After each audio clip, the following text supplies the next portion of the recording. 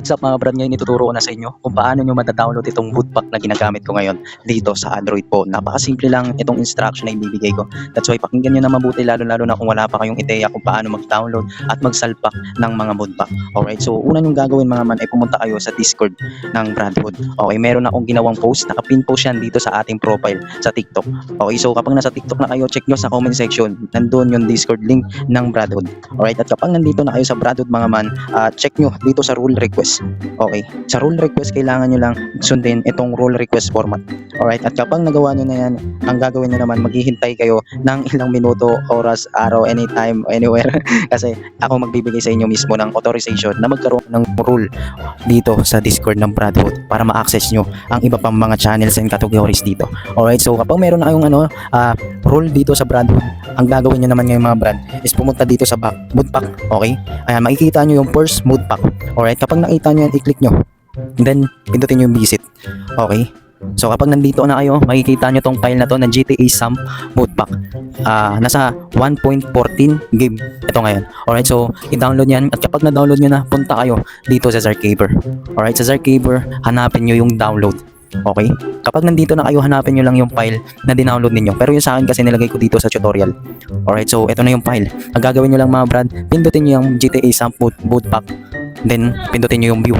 After that, ang gagawin nyo, pindutin nyo yung tatlong tuldok dito sa taas sa kanan, tapos multi-select. Alright, after that, pindutin nyo yung dalawang check dito sa taas, tapos i-select all nyo. Then click nyo lang tong Cleo kasi iiwan nyo yan mga brad.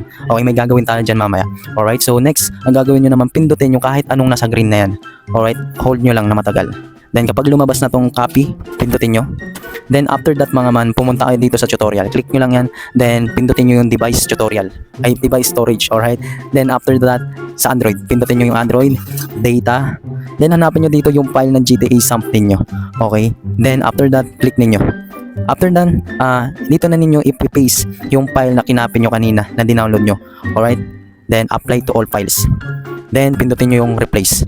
So keep the screen from turning off, click nyo yan. So after that mga man, hintayin nyo lang na matapos itong extracting. Alright, at kapag katapos nyan, ito na ang susunod yung gagawin. So pag natapos nyo nang i-extract itong file, ang susunod yung gawin, pindutin nyo yung com.samp mobile, then download. Kapag nasa download na kayo, pindutin nyo ulit yung files na dinownload nyo, then view. After that, hold nyo yung Cleo, pindutin nyo na matagal, then copy. Alright, after that, pindutin nyo yung tutorial, tapos device storage. Kapag nandito na kayo, dito nyo na ipipaste yung Cleo file. Alright, then apply to all files, then replace. So after nyan mga man, pwede nyo nang gamitin yung moodpack na ginagamit ko. Alright, punta tayo dito sa Samp Mobile, papakita ko sa inyo. Okay, wait natin. Okay, so wala ditong server. Maglagay tayo, ano ba ang server na magandang pasukan dito?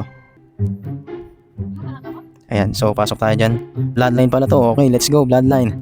So, shoutout sa Bloodline na nandito ngayon na papasukan natin. Okay, so gagana kaya? Gagana? Alright, gumana siya. Okay, lalagay ko lang yung password. Ayan, then login.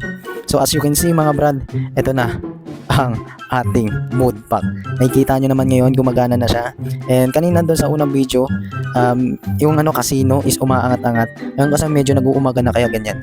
Okay, nag-uumaga na yan. Pero kapag yung time is nakaset sa 0, matik yung mailaw dyan palong-palo, magaganda. Kumikinang-kinang-kinang. Ayun, so hanggang dito na lang ang video natin mga brad. Shoutout sa inyo lahat at sa mga sumusuporta sa ating content. Sa susunod, meron na naman tayong bagong moodpack at tutorial, kaya stay tuned. Thank you very much. Again, this is RG. Peace out.